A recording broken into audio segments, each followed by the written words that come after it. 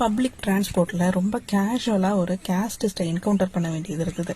அதை நினைக்கும் போது இப்போது கொஞ்சம் காமெடியாக இருக்குது, ஆனால் நிறைய கடுப்பாக இருக்குது. அது வேறு விஷயம். இன்னைக்கு ஒரு வேலையாக வெளியே போயிட்டு பப்ளிக் டிரான்ஸ்போர்ட்டில் திரும்பி வந்துட்டு இருக்கும்போது பக்கத்தில் ஒருத்தவங்க உட்காந்துருந்தாங்க.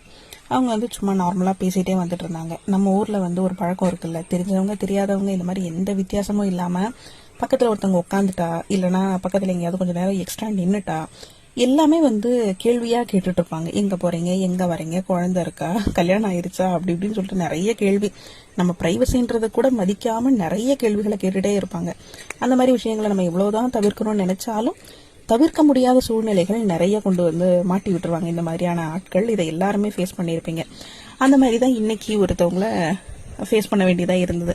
பக்கத்துல என் கூட டிராவல் பண்ணவங்க, அவங்க நீங்க எங்க போறீங்க, என்ன பண்ணிட்டு இருக்கீங்க, அந்த மாதிரிலாம் கேட்டுட்டே இருந்தாங்க. நிறைய கேள்விகளுக்கு பதில் சொல்லாம தவிர்த்துட்டே இருக்கவும் அவங்க டக்குன்னு என்கிட்ட ஒரு கேள்வி கேட்டாங்க.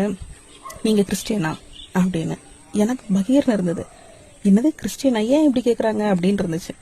நான் சொன்னேன், இல்ல நான் ஏத்திஸ்ட் அப்படின்னு சொல்லவும் அவங்க அதுக்கு கேட்டாங்க, நீங்க சாமி கும்பிடாம இருக்கலாம், ஆனா நீங்க ஏதாவது ஒரு மதத்துல தானே பிறந்திருப்பீங்க அப்படின்னு கேட்டாங்க. எனக்கு அதுவே ரொம்ப அலாமிங்கா இருந்தது.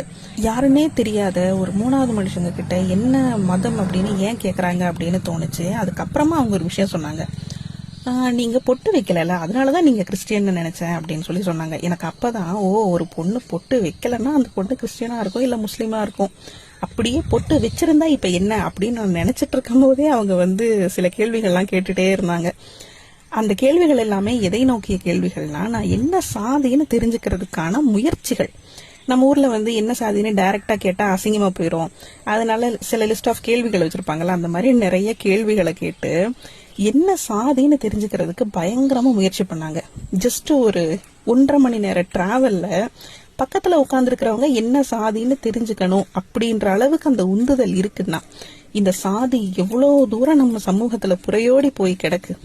டைரக்டா சாதியை கேட்காம இன்டைரக்டா அந்த சாதியை தெரிஞ்சுக்கிறதுக்கு என்னென்னவெல்லாம் கேள்வி கேட்பாங்களோ அந்த வரிசையில பெண்கள் பொட்டு வச்சிருந்தாங்கன்னா அவங்க கிட்ட இந்த கேள்விகளை எல்லாம் கேட்கலாம் அப்படின்ற மாதிரி சாதிக்கான ஒரு மார்க்கரா இந்த பொட்டை யூஸ் பண்றாங்க இந்த சமூகத்துல அப்படின்றத இன்னைக்கு டைரக்டா எக்ஸ்பீரியன்ஸ் பண்ணும்போது நிஜமாவே கொஞ்சம் பயமா தான் இருக்கு இந்த சமூகத்தை நினைச்சு.